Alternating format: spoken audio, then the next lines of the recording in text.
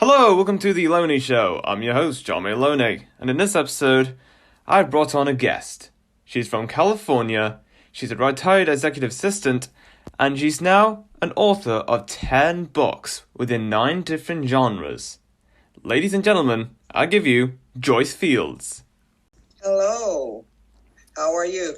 Going great. How's life? That's wonderful. How's life?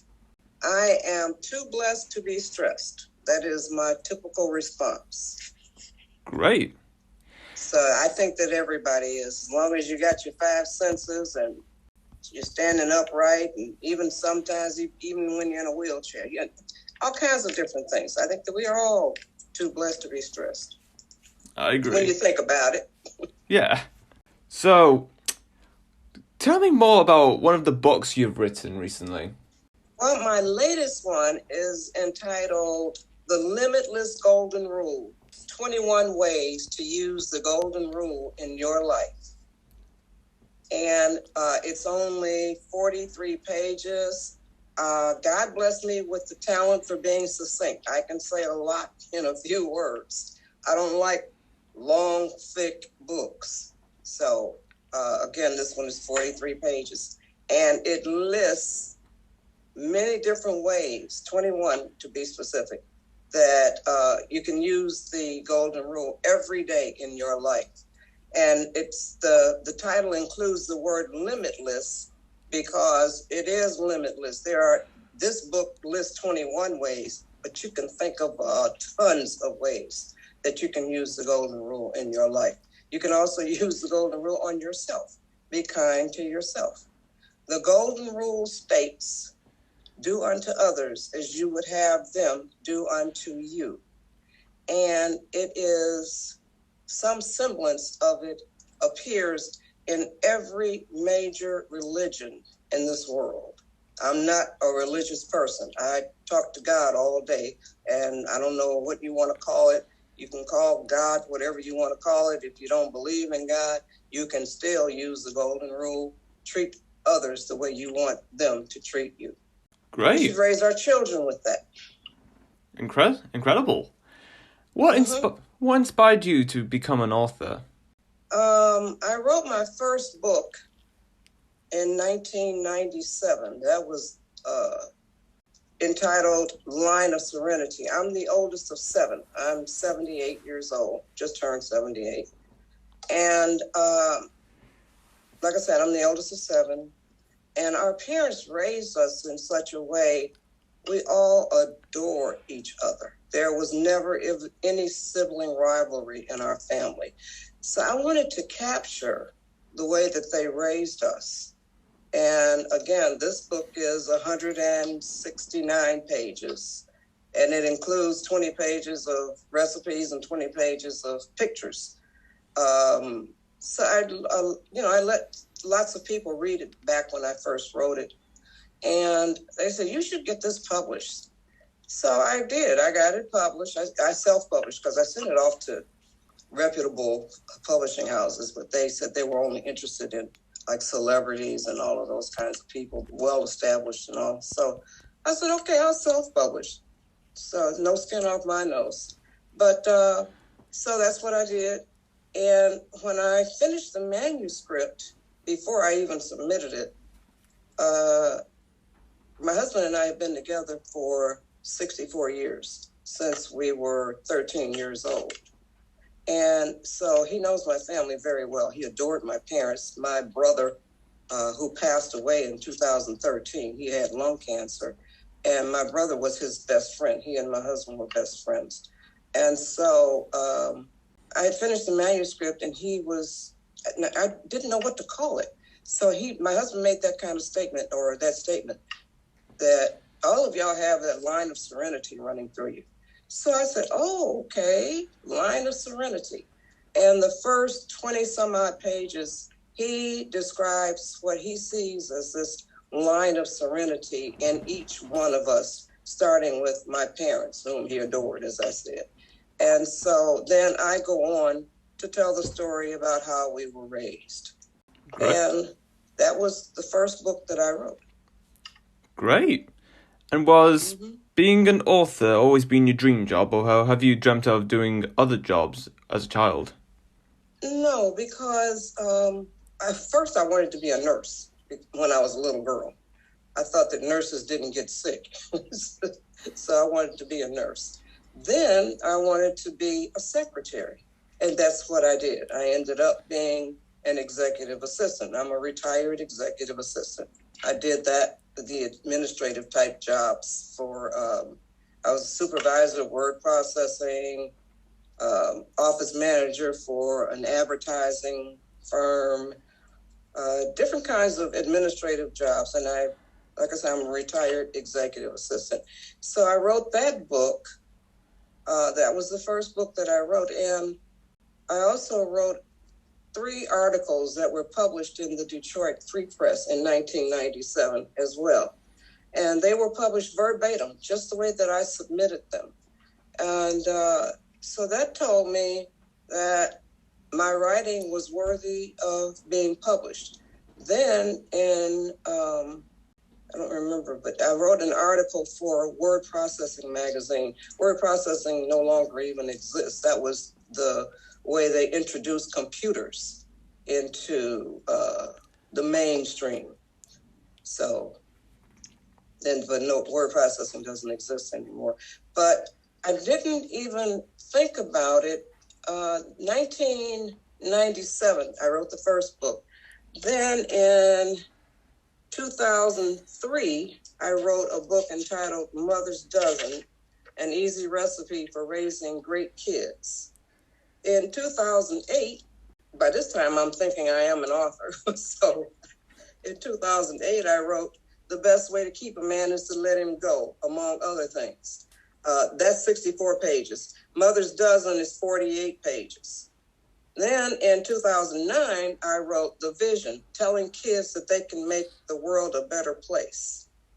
2009, another one I wrote, Jet Black and Her 7 Friends. That's a fairy tale. And that's 28 pages. In 2011, I wrote Dear Bully, a collection of poems about bullying. In 2013, I wrote My Simple Quotes to Live By.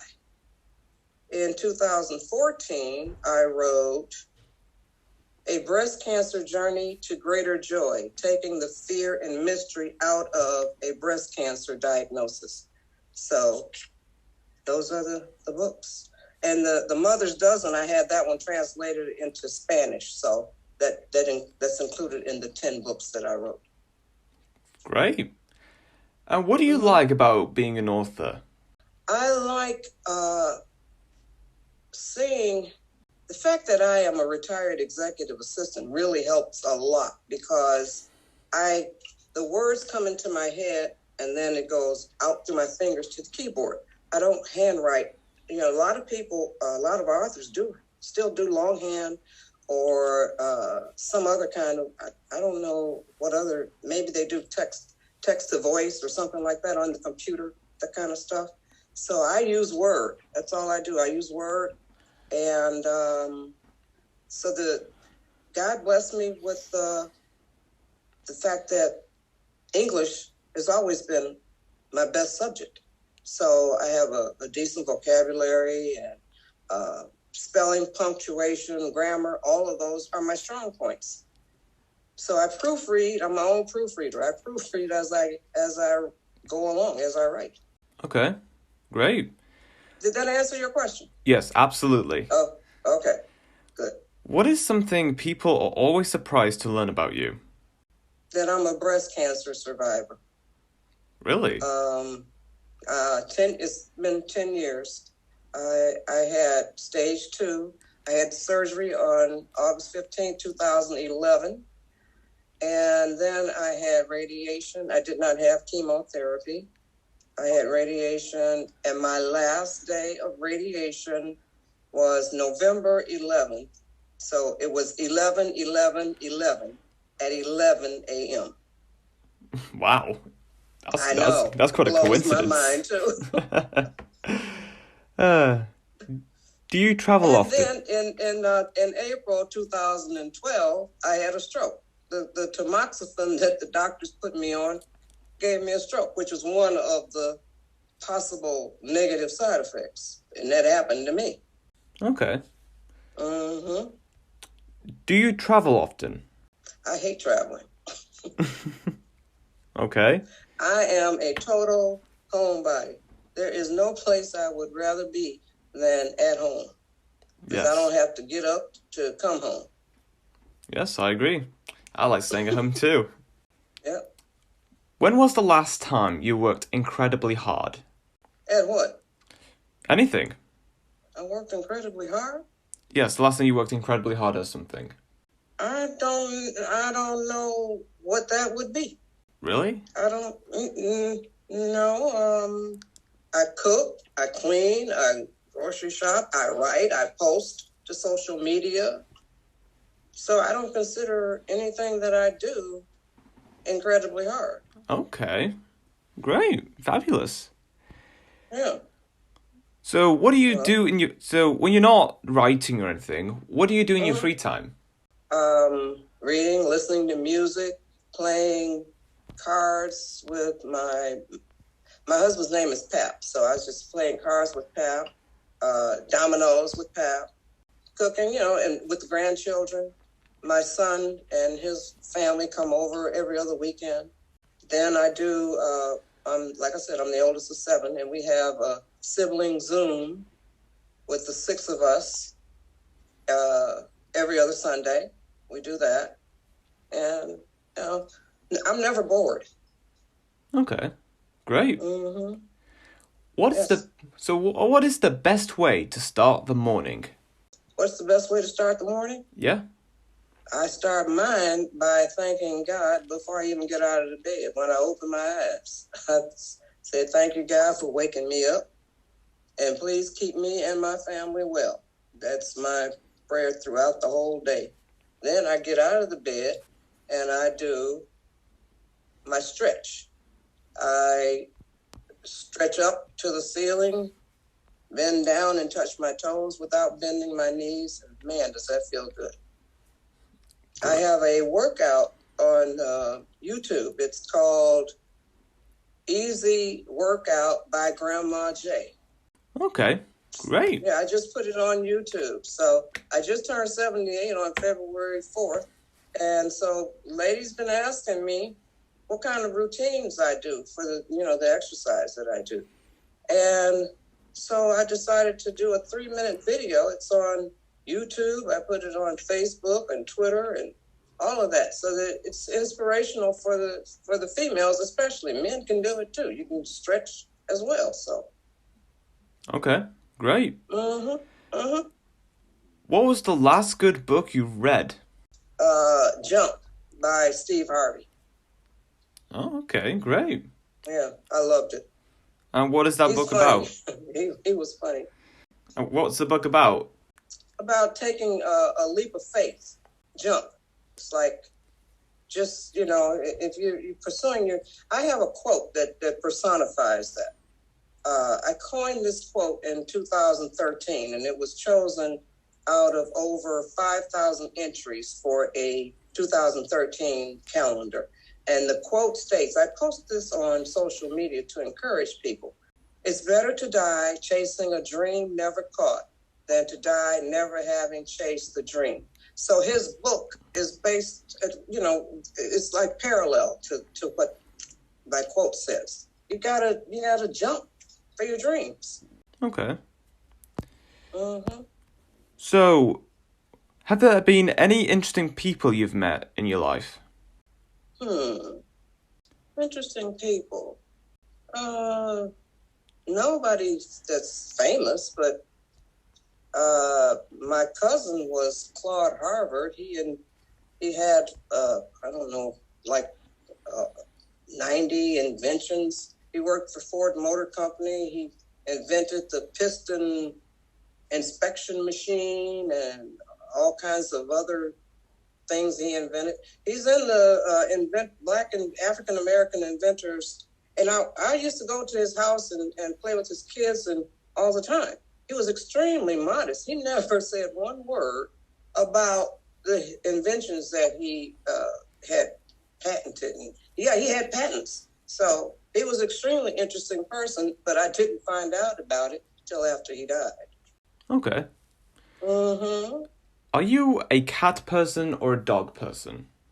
Dog. I agree. Yeah, I love dogs. Yeah, they're the best. Yeah, don't have one now, but we have had them. Grew up with dogs. We always had a dog. Mm-hmm. Absolutely.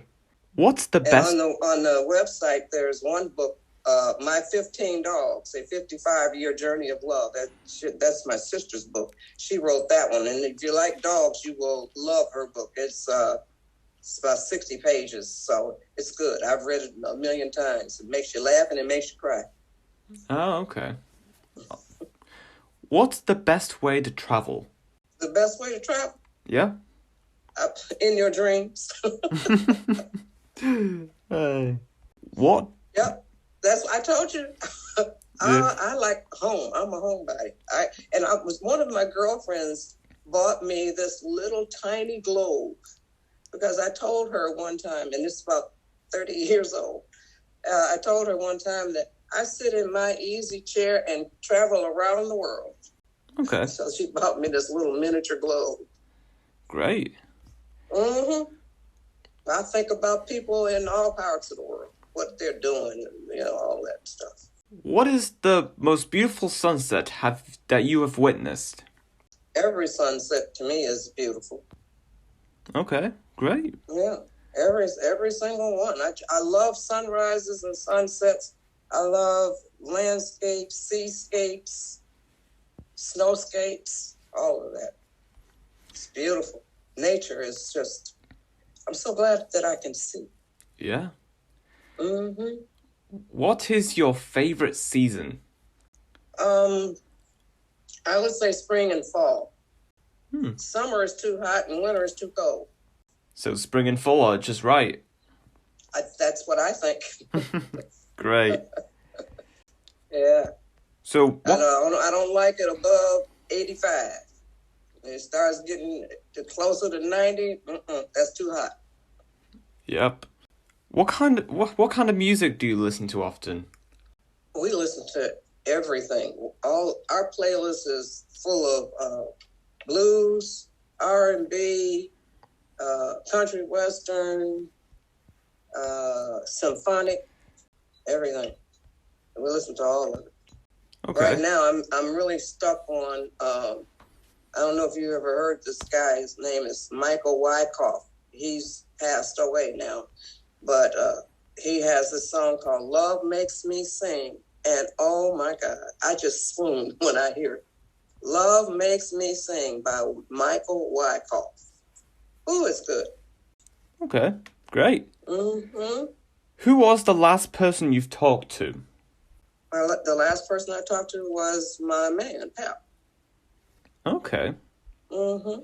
Yep. And what do you like? And what do you talked about him when you last saw him? Let's see. We were talking about his he drinking his green tea. He had his green tea in his hand, the cup of green tea in his hand. And that's what we were talking about, him drinking it. Oh, great. Fabulous. Yeah. What flavor of ice cream do you wish existed? It already does. I don't have to wish.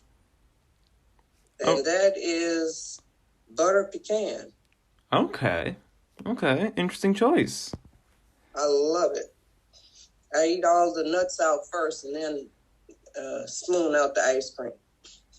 Yeah. Everybody has their way of eating whatever it is, Yeah, absolutely. And that's my way. Yeah. What superpower do you wish you could have? I wish that I could change people's hearts. Okay.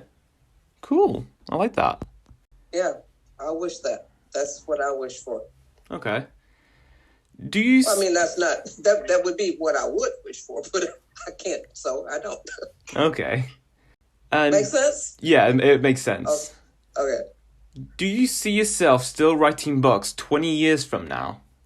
No, not necessarily. But I had no idea I was going to write the books that I wrote, except for the first one. I deliberately set out to write that one because I wanted to document the way that our parents raised us.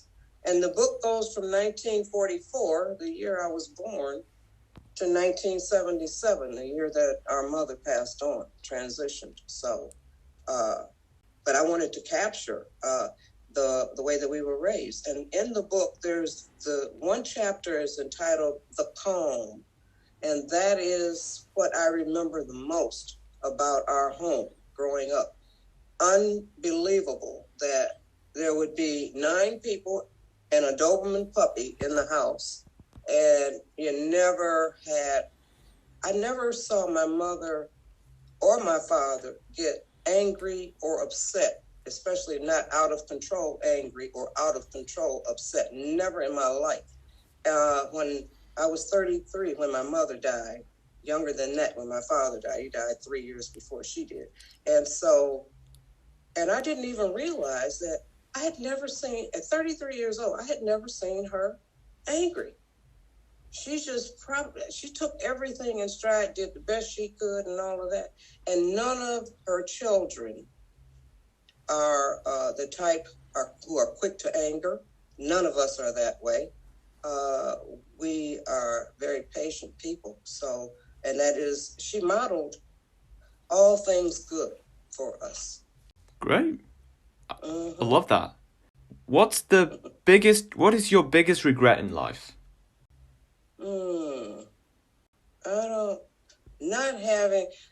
I wish that I had, but although there's 2 sides to this coin, I wish that I had, excuse me, more children. Okay. But see, that's a 2-headed snake, because the pain and the of labor, all of that, and not only that, but the raising of the child from birth to 18 years old. That is not a walk in the park. But we did it successfully. But when I think about it, I wouldn't want to have to do it 5 more times. Yeah. Like my mother did. Great. Do you like spicy food? Do not. No, I do not. Okay. That's cool. But I do. Now, there's a variety of Lay's potato chips that I eat every night, and it's sweet Southern heat. Now, it's just enough spicy to give it a little kick. Oh my God, those potato chips are to die for, I think. They're just a little bit sweet Southern heat. That's a good potato chip. I eat them every night. All right, cool. So when was the last time you actually gone out and done something? I already told you, I stay at home. I know, but you had to at least gone out at school as a child at some point, didn't you? Or were you homeschooled? No. When you said, when was the last time I went out? Yeah, you went out outside your house and gone outside. Oh, well, yeah, I go to the grocery stores. I go to 2 grocery stores. And then I wear my mask. And then I come back home. Oh, okay.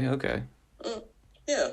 I only go around people because too many people are not vaccinated, not wearing masks and all that. But I ain't going to get off into that. That's their own choice.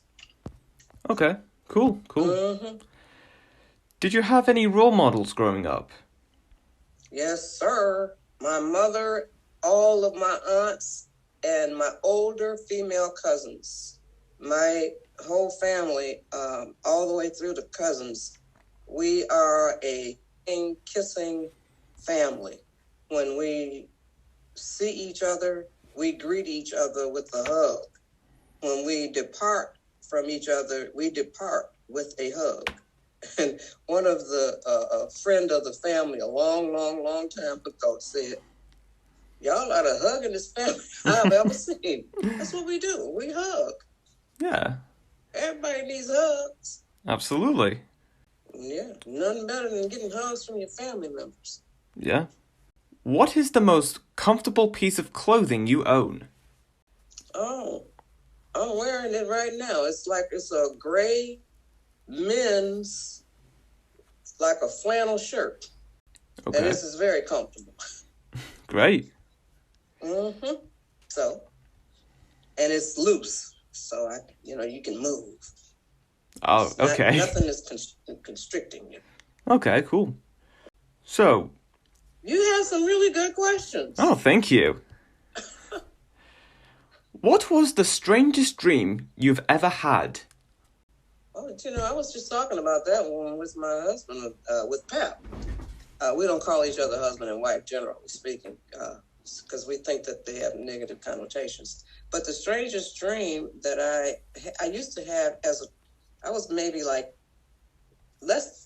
younger than maybe 10, 8 or 9. It was before I judge a lot of stuff by when the day I met Pap. So I met him when I was 13.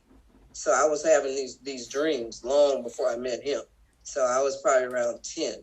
But the dream was I was standing on like a coffee table, and lions and tigers were trying to get to me, but they could not get to me. So I haven't had that dream. I was just telling him that. I haven't had that dream in years. Okay, great, fantastic. Yeah. It's funny that you would ask me that question. Which pizza topping do you most relate to? Oh, Italian sausage, I guess. Oh, that's a good one. Yeah. Do love a bit of sausage once in a while. Yeah, mild Italian sausage. I don't like the hot. Okay. As I said, I don't like spicy. All right, okay. That's cool. Mm-hmm. So, who was your celebrity crush? Sal Mineo. Okay. You may not even have heard of him. No, I have no idea who he is. He's on Google. He's in, you Google him, you'll see. Okay. All the girls had a crush on Sal Mineo. Okay, I'll look him up later. Yeah. So, have you experienced anything paranormal in your life or not? 3 times. Oh, really? Mm-hmm. When was that? 3 times in the 1970s, around 1972, 73. I was in the Bahamas, and this Bahamian guy, I had on a bikini, and the Bahamian guys try to hit on the American women, but and he was really nice. He was very chivalrous and all of that. So he would ask me if I wanted him to teach me how to float. So I said, yeah. And he was really nice, and he actually taught me how to float. So after a few minutes, he taught me how to float and all of that. I had finally gotten it down. So he asked me if I wanted him to stay. I said, no, you can leave. I got it now. So not realizing, dumb me, I'm just floating. The sky was so pretty, oh my God. And the water was so clear. I'm just floating and floating and floating and floating. And I lifted my head up and looked around everywhere and saw no sight of land. Okay. I did not panic. I just started floating backwards. I got out of the water about 10 feet from where I got, back in. About 10 feet from where I got in. Oh, okay. That, to me, was a miracle. I wasn't shark meat, for one thing. Let's see. Then another one was I felt a lump in my breast and took my 2 sisters with me to the doctor.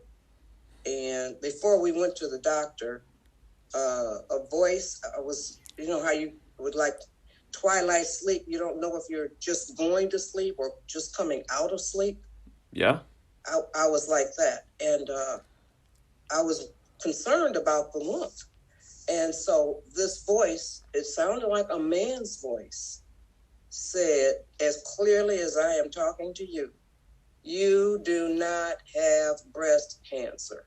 So, and the most calm sense of peace came over my whole body. I laid back, laid my head. I just raised my head up to see where the voice came from. I saw nothing. So I laid back down very calmly and went back to sleep. And then when I went to the doctor, like I said, with my two sisters, because I was holding both their hands, they were one sitting on each side of me. And the doctor said that whatever the lump was, that it probably had just burst and disposed of itself or something like that. So I was just relieved. That was the second miracle. Third miracle was, this was only about 5 years ago. I went to my son's house to pick up my granddaughter, and I was putting her in her carrier seat, and I laid my keys on top of the car, on the top of the car, not the hood, the top. And so I got in the car and drove on, and then my older granddaughter was riding passenger side. So we live in Arcadia, and my son lives in Los Angeles, so it's about 25 miles. You got to weave in and out, going through different exchanges on the freeway and all. And about halfway through the drive, we heard this weird sound. So she said, "What was that?" I said, "It's probably just something in the street." So when I get to where we were going, parked the car, and I noticed I have a pink flashlight, a hot pink flashlight on my keychain. And I noticed a hot pink whatever in the well of the rear window. It was just, my keys stayed in that well of the window. They did not fall off that car for 25 miles. Oh, okay. Those were very interesting paranormal activities. Yeah, I thought so. Well, that is all we have for this episode. It was great having you here, Joyce, talking about the books you've written and about your life. It was great. Oh, wonderful. And the books are available at goodshortbooks.com. Okay. Great. And they're very affordable, $7.99 to $12.99. Oh, that's a pretty good price. I thought so. We don't try to break people. Me and my sister, we have the website together. My sister and I have the website together. And we got ebooks too. Excellent. Thank you for the opportunity. You're welcome. And until next time, stay tuned for more.